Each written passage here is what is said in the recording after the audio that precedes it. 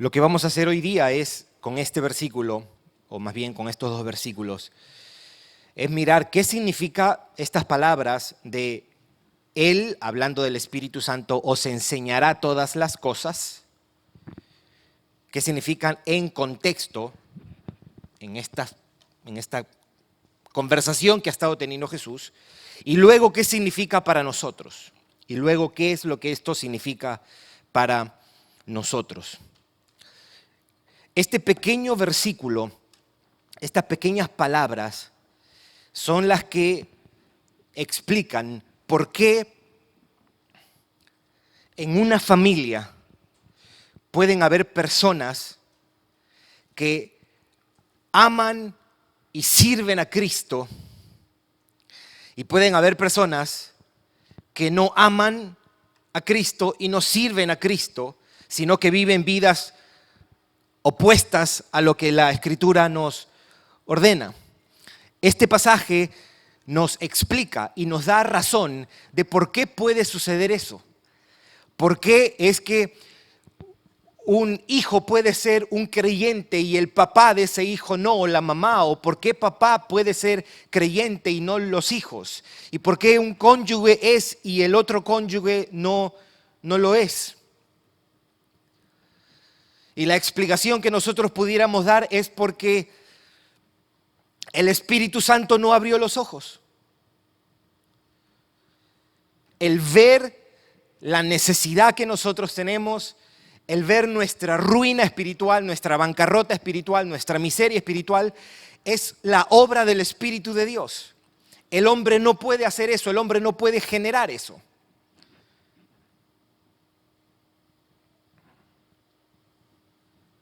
Una película cristiana no puede generar eso. O hay veces estamos pensando, estamos en el carro, ¿verdad? Y tu hija no es cristiana, toda la familia es cristiana, y tú pones musiquita y te vas del carro para que ella escuche musiquita, a ver si hay algo ahí. Mis hermanos, el nuevo nacimiento es un milagro. Sí, Dios usa medios, instrumentos, pero no hay una ayudadita que tú le puedes dar a Dios. Es un milagro, que usted esté en Cristo es un milagro, mis hermanos. Nosotros amábamos el mundo, el pecado, estoy hablando de los cristianos, y eso cambió un día.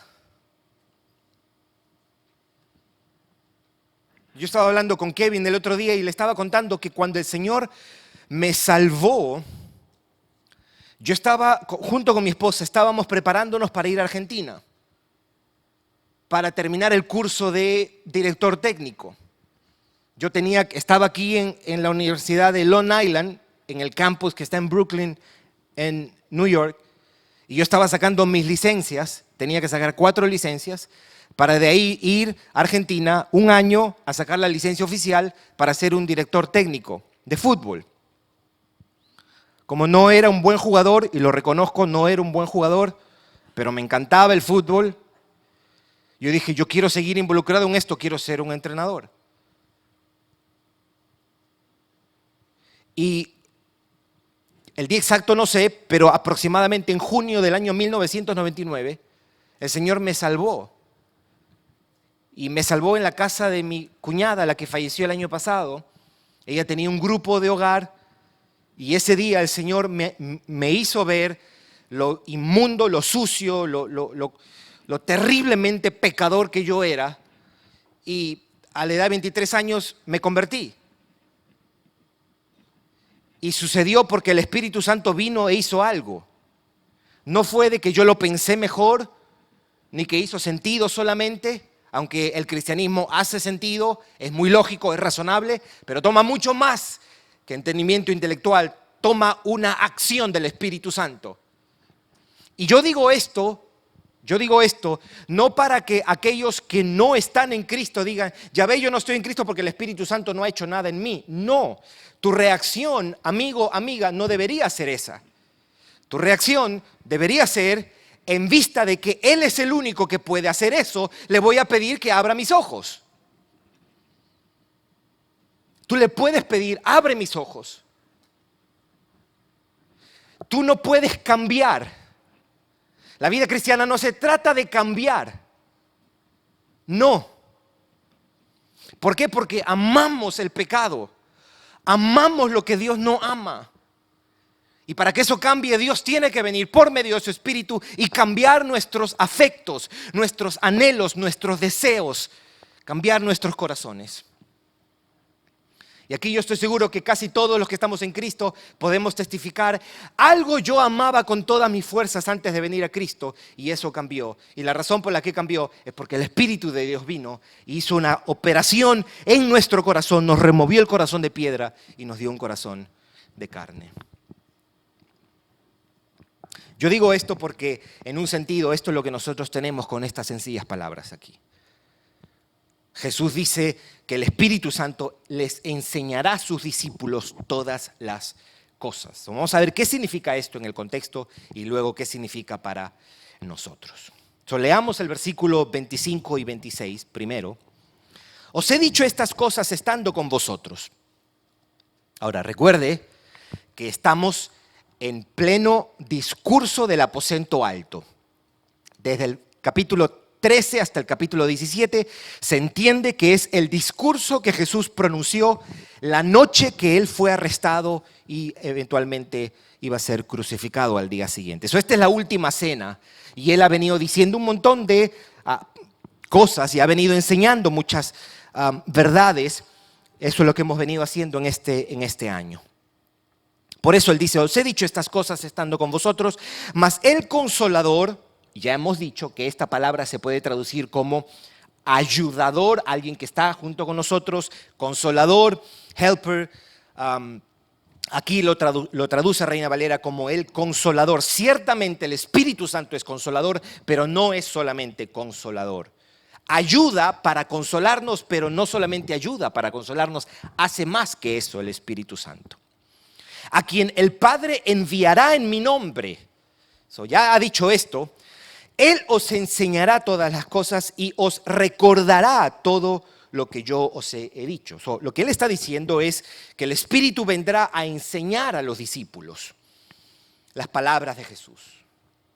Vendrá a ayudarlos para entender esto de enseñar, a comprender el sentido, el significado y las implicaciones de las palabras que Él les ha enseñado.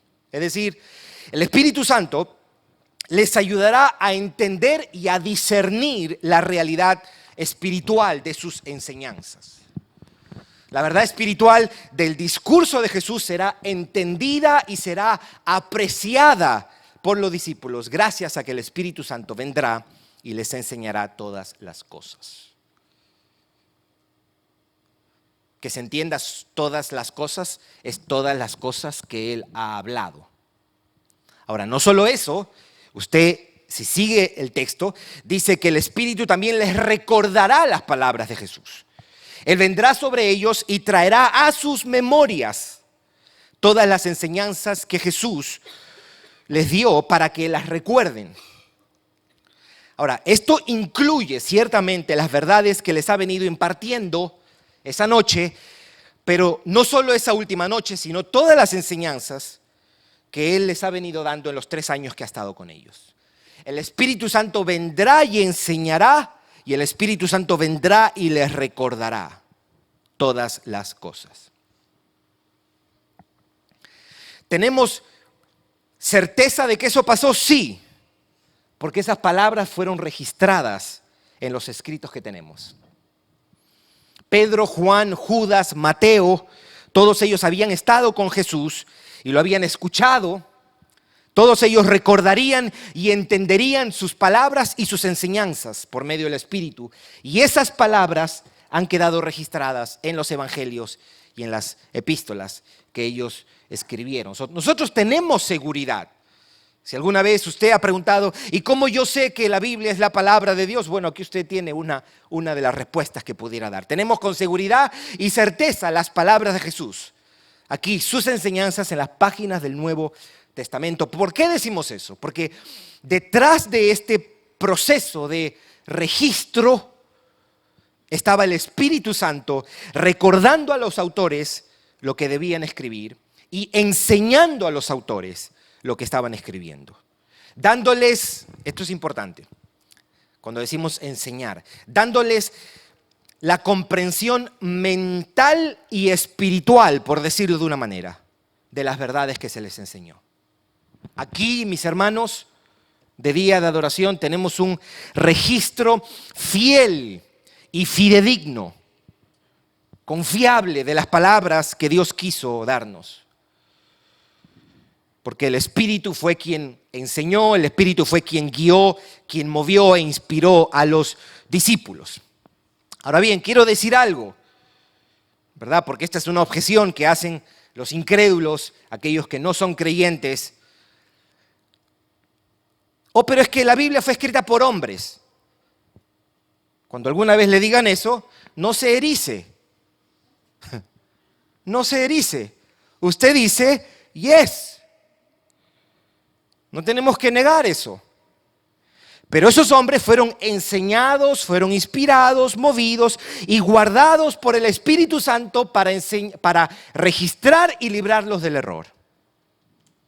Dios mismo, en la persona del Espíritu, guió todo ese proceso para que sean las palabras del mismo Dios las que queden registradas en la Escritura. Hay dos textos, me gustaría que lo puedas mirar, que van en función de esto. El Espíritu de Dios guiando, ¿verdad? Decimos, los instrumentos son los hombres, pero el autor es Dios. Dos textos que vamos a mirar aquí brevemente. 2 de Pedro 1:21. Está hablando de la Escritura. Usted lee todo el capítulo 1, especialmente en ese pasaje, usted se va a dar cuenta que él está hablando de la Biblia, de la Escritura como tal. Y él dice, porque nunca la profecía fue traída por voluntad humana. ¿Ok? No es que a estos hombres se les antojó escribir y dijeron, bueno, vamos a hacer que esto sea la palabra de Dios. No, eso es lo que Pedro está diciendo. Sino que los santos hombres de Dios hablaron, dice, hablaron, siendo inspirados. Ahí está esta idea, este concepto, ser inspirados. ¿Por quién? Por el Espíritu Santo. Parte de esa inspiración era enseñarle a los discípulos las enseñanzas de Jesús, darles la habilidad para comprender mental y espiritualmente las enseñanzas de Jesús, entender el sentido de la realidad espiritual de las enseñanzas de Jesús y también para que ellos recordaran eso y para que ellos registraran. Un pasaje más, un texto bien conocido en 2 de Timoteo capítulo 3, versículos 16 y 17. Entonces, si alguna vez alguien le cuestiona a usted y le dice, no creo en la Biblia porque fue escrita por hombres, usted no tiene que negar eso. Ciertamente fueron hombres, pero fueron hombres inspirados por el Espíritu de Dios, guardados para que ellos registraran las palabras de Dios. Dice, ¿lo tiene? Toda la Escritura es inspirada por Dios. Ahora, debemos decir algo, que cuando Pablo escribe esto, según de Timoteo, todavía el Nuevo Testamento no estaba terminado. La referencia, no solo porque podían decir, bueno, pero Jesús está diciendo que sus enseñanzas van a ser recordadas por el Espíritu Santo. Bueno, estamos hablando de las enseñanzas de Jesús. ¿Y qué del Antiguo Testamento? Pablo esencialmente se está ocupando aquí, o está haciendo referencia, cuando dice Escritura, al Antiguo Testamento, porque el Nuevo Testamento todavía no estaba terminado. Toda la Escritura. Ahí él tenía en mente Malaquías, él tenía en mente Isaías, Jeremías, Ezequiel, Lamentaciones. Tenía en mente Abdías, Zacarías, Ageo. Es inspirada por Dios. Hay otras versiones, en inglés dice breathe out by God. Breathe out, o respirada, o soplada. No es esto inspiración de... No. Esto es inspiración porque Dios sopló. Y útil para enseñar, para redarguir, para corregir y para instruir en justicia. El texto sigue diciendo, a fin de que el hombre de Dios sea perfecto, enteramente preparado para toda buena obra. Aquí está dos textos más diciéndonos, el Espíritu Santo, el Espíritu de Dios guiando a hombres imperfectos para escribir su palabra, guardándolos del error para escribir, recordando lo que debían recordar para registrar sus palabras. Y debemos decir que aunque cada uno de ellos, esto no es una cuestión de como que fue una posesión que el Espíritu Santo vino y tomó y a un hombre inculto lo hizo culto. No, cada uno de ellos escribió conscientemente lo que estaba escribiendo. No es que entraban en un trance como tal, porque aquí lo que supone Jesús es que ellos van a recordar las enseñanzas de Jesús. Ellos iban a escribir según su habilidad, en conformidad a sus propios intelectos, pero todos fueron guiados y movidos por Dios. Todo lo que escribieron fue inspirado por el Espíritu de Dios. Aunque los instrumentos fueron hombres, Dios fue el autor de la Escritura. El Espíritu Santo os enseñará todas las cosas y el Espíritu Santo les recordará todas las cosas. Y eso se cumplió. Eso se cumplió. Y esas enseñanzas quedaron registradas para nosotros. Eso es lo que tenemos en estas palabras. Ahora bien, ¿qué implicaciones tiene esto para nosotros? Para nosotros, iglesia del siglo XXI, han pasado 2000 años de que esto sucedió, de este intercambio de palabras, de esta enseñanza. ¿Qué implica esto para nosotros, cristianos, en el sur de la Florida, hispanos? Debemos decir que el Espíritu Santo continúa haciendo esa misma obra. En un sentido distinto, pero lo continúa haciendo. ¿Por qué digo eso? Porque en un sentido primario, las enseñanzas del Espíritu a los discípulos era para que la registraran, comunicaran y enseñaran. Pero el Espíritu Santo sigue siendo un maestro. Nosotros hemos visto que al Espíritu se lo llama el Espíritu de verdad. ¿Por qué? No solo porque Él es la fuente de la verdad, sino también porque Él es quien enseña, imparte e ilumina para que nosotros entendamos la verdad. Pero el Espíritu Santo sigue siendo nuestro maestro. No para darnos nueva revelación. Esto es muy importante. No para darnos nueva revelación. El Espíritu Santo no va a dar más nueva revelación. Esta es la revelación de Dios. Tenemos la palabra profética más segura a la cual hacemos bien al estar atentos.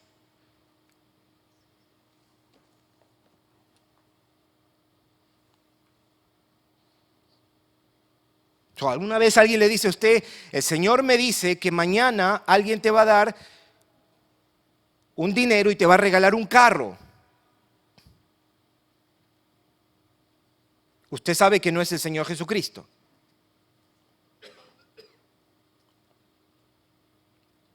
Toda la revelación está aquí. Es más, en Hebreos dice, Dios antes se comunicó por los profetas. Ahora nos ha hablado por medio de ¿quién? ¿Quién se acuerda? Por medio del Hijo.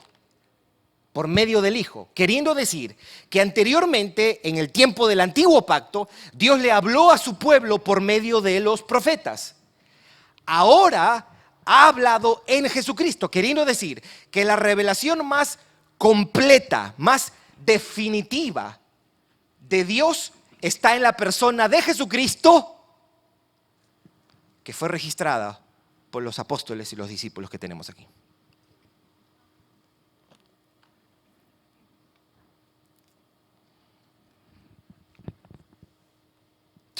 Así como el Espíritu Santo dio a los discípulos la capacidad de entender y creer, les dio la comprensión espiritual de las verdades acerca de Jesús, así Él lo hace hoy con nosotros. Y si alguien preguntaría y diría, ¿y cómo sabemos que eso también es para nosotros? Bueno, pudiéramos añadir, me gustaría que lo puedas buscar en 1 Corintios, usted va a notar la gran similitud que hay en 1 Corintios 2, versículo 12 hasta el 14 y las palabras de Jesús. Note Note cómo las palabras de Jesús acerca de el Espíritu Santo vendrá y os enseñará, con lo que vamos a leer ahora, se complementa.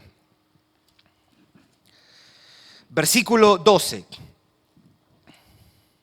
Y esto es importante porque aquí tenemos la distinción de un entendimiento intelectual de la realidad espiritual y un entendimiento experimental de la realidad espiritual. Son dos cosas diferentes. Una persona puede entender muy bien el Evangelio y aún así no ser de Cristo. Versículo 12.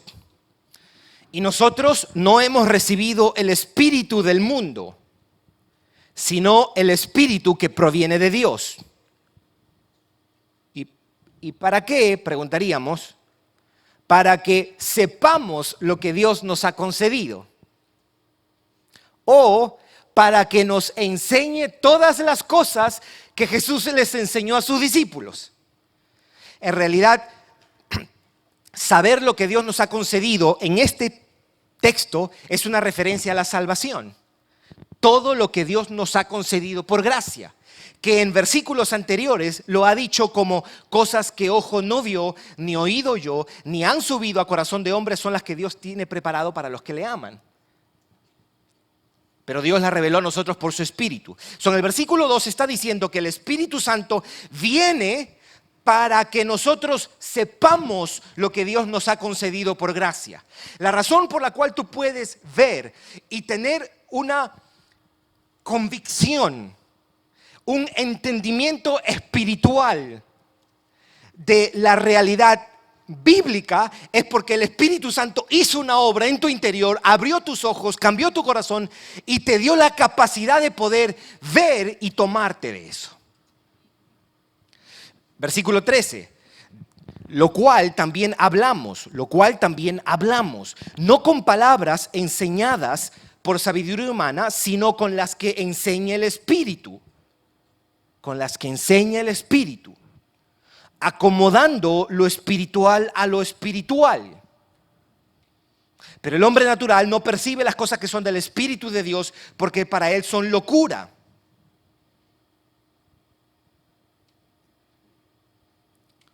Y no las puede entender. ¿Por qué? Porque se han de discernir espiritualmente. Para resumir estos 3 versículos, lo que Pablo está diciendo es: transmitimos la verdad espiritual, comunicada por el Espíritu, usando palabras espirituales, enseñadas por el Espíritu, a seres espirituales por medio del Espíritu.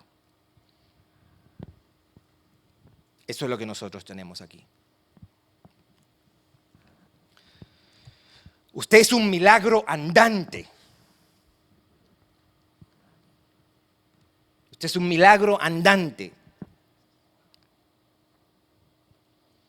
Usted no está ciego. El mundo está ciego. Tu jefe no creyente está ciego. Tú ves.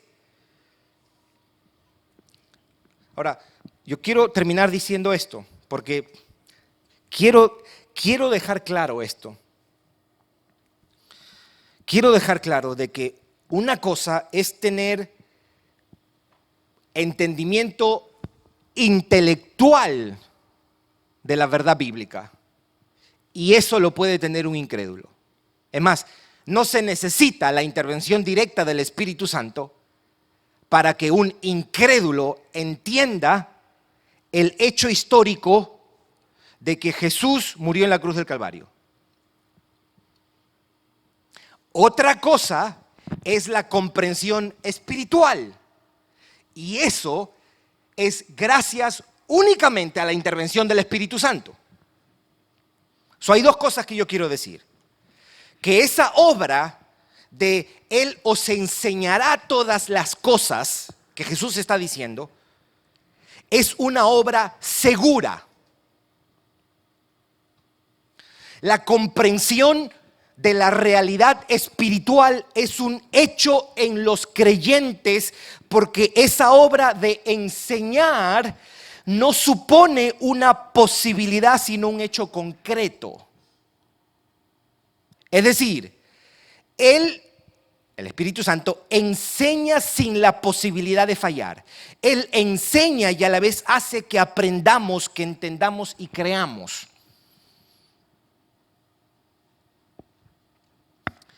Los argentinos tienen una expresión cuando hablan de las personas, de los hijos que son mal educados. Entonces ellos dicen, palabra más, palabra menos, no. Ese hijo no es mal educado. Él fue bien educado, él fue mal aprendido, dicen.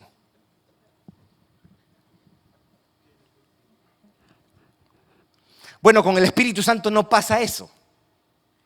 El Espíritu Santo no es un maestro que viene a enseñarnos para que nosotros no aprendamos. No. Él hace que nosotros aprendamos, entendamos y creamos. Y gracias a Dios por eso.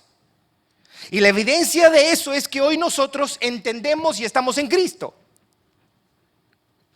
No hay posibilidad que el Espíritu Santo, como Dios y Maestro sobre su pueblo, no logre lo que se propone.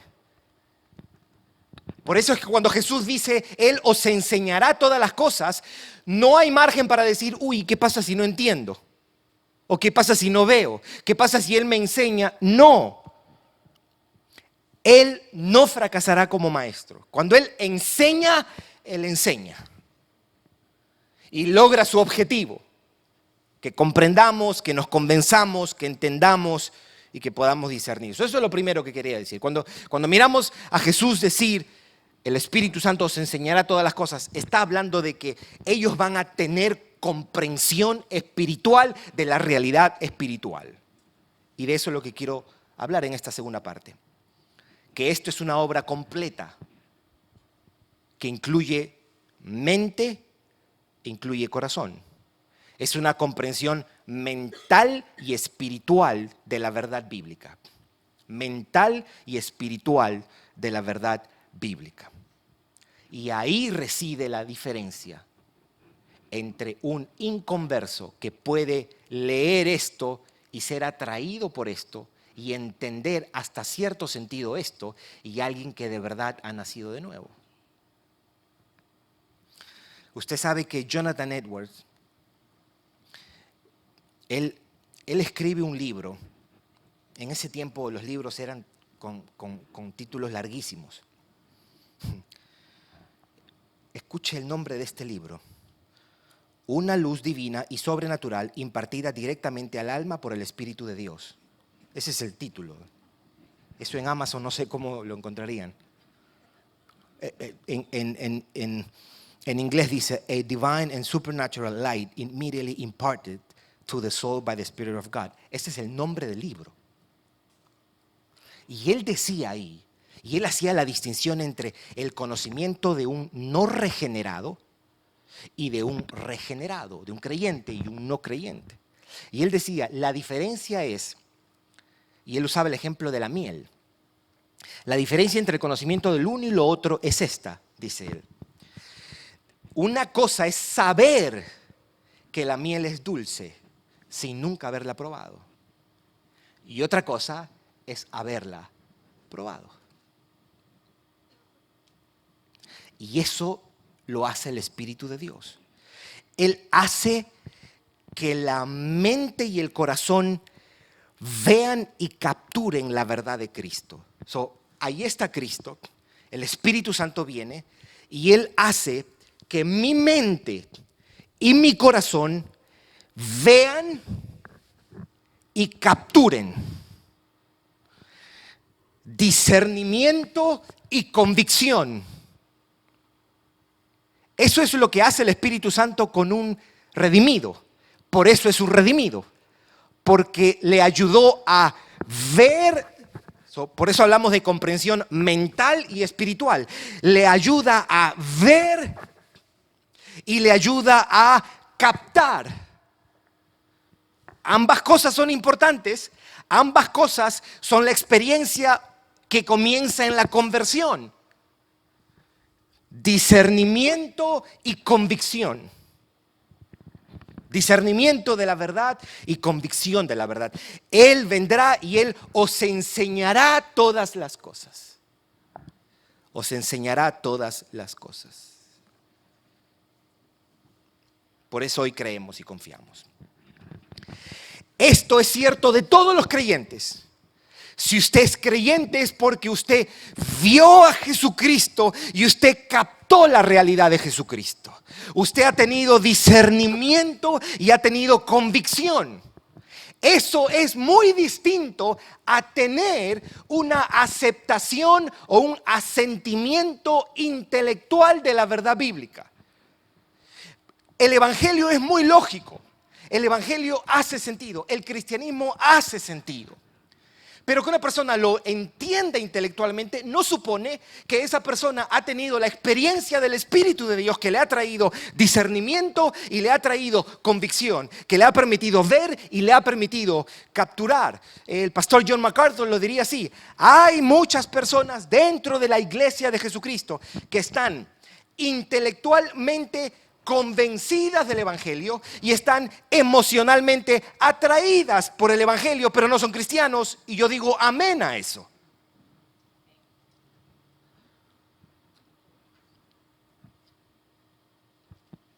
La medida de tu cristianismo no son tus posts en Instagram.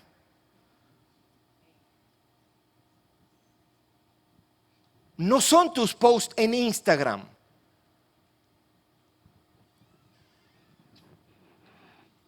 Ni una camiseta que diga Juan 3:16. Yo preferiría Juan 3:36. El que no está en Cristo, la ira de Dios está sobre él.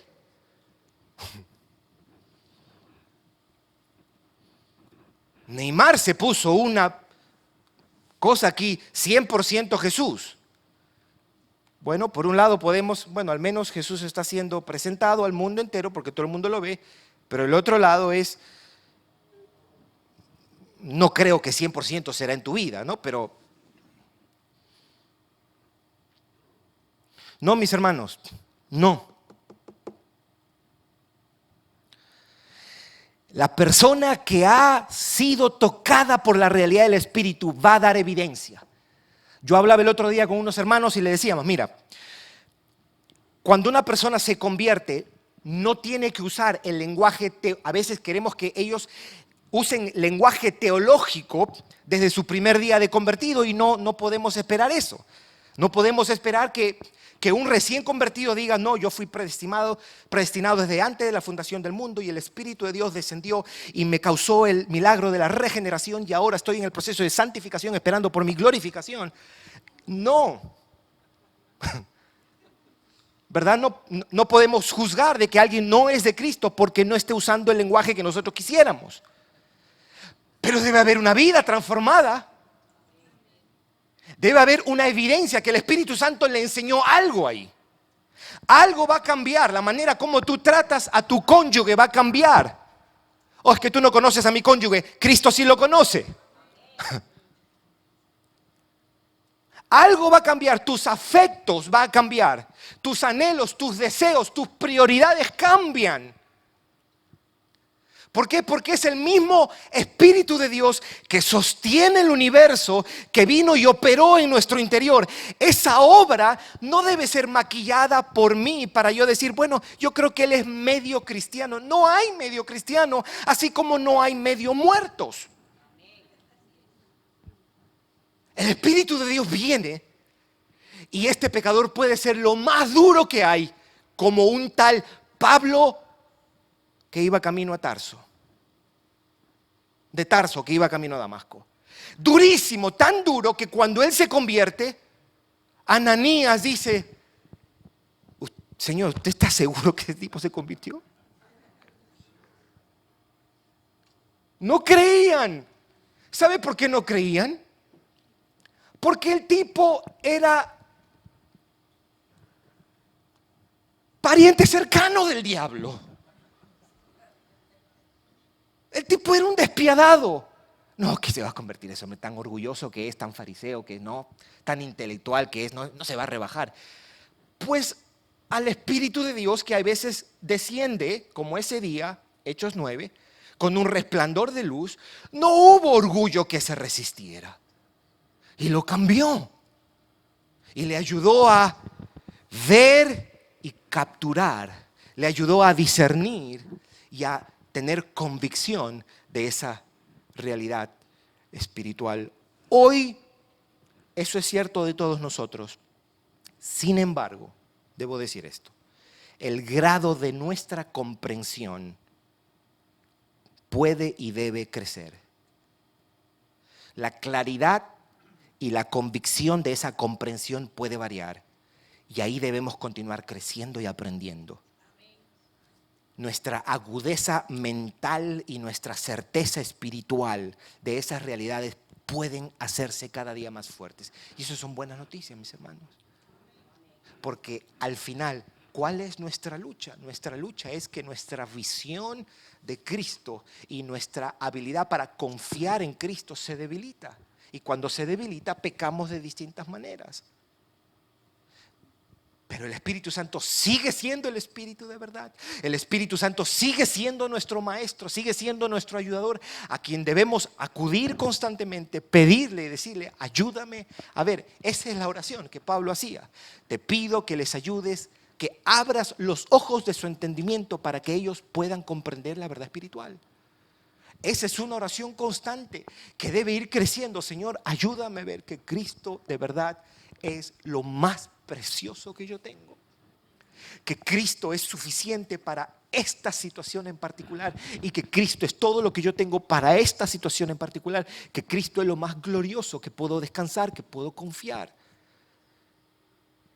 Y esas son las oraciones y la clase de búsqueda que creo Dios se place en responder. Las oraciones que creo Dios se place en responder. De que nuestros corazones puedan ser cautivados, nuestras almas puedan ser cautivadas por la realidad de quién es Cristo. Él dijo, no os dejaré huérfanos.